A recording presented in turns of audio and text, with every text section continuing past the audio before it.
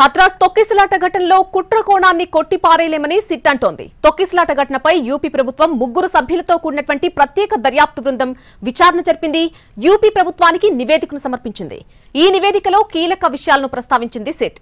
తొక్కిసలాటకు నిర్వాహకులదే బాధ్యత అని, స్థానిక యంత్రాంగం కూడా నిర్లక్ష్యంగా వ్యవహరించిందని తెలిపింది. అంతేకాదు ఈ ఘటనలో కుట్ర కోణాన్ని కూడా తాము కొట్టిపారేయలేమని, ఆ దిశగా సమగ్ర దర్యాప్తు అవసరమని సిట్ అభిప్రాయపడింది.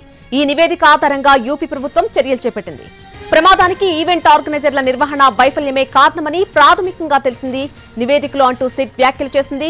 వాస్తవాలను దాచిపెట్టి నిర్వాహకులు సత్సంగ్ కార్యక్రమానికి అనుమతులు తీసుకున్నారని అంటున్నారు. భద్రతాపరమైన ఏర్పాట్లు కూడా లేవని అన్నారు అధికారులు. ప్రమాదం జరగగానే నిర్వాహకుల కమిటీలోని సభ్యులు పారిపోయారని నివేదికలో వెల్లడించింది సిట్ బృందం. స్థానిక పోలీసులు కూడా సీరియస్ గా తీసుకోలేదని తెలిపింది.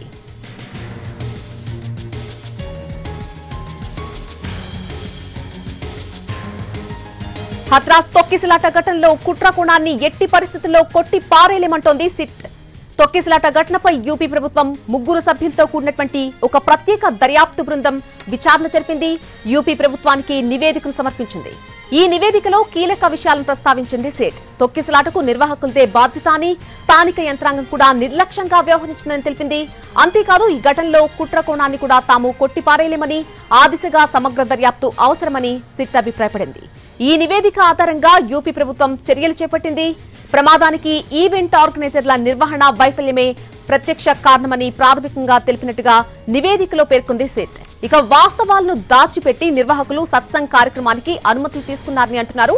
భద్రతాపరమైన ఏర్పాట్లు కూడా లేవని అన్నారు. ప్రమాదం జరగగానే నిర్వాహకుల కమిటీలోని సభ్యులు పారిపోయారని నివేదికలో వెల్లడించింది సిట్ బృందం. స్థానిక పోలీసులు కూడా సీరియస్ గా తీసుకోలేదని తెలిపింది.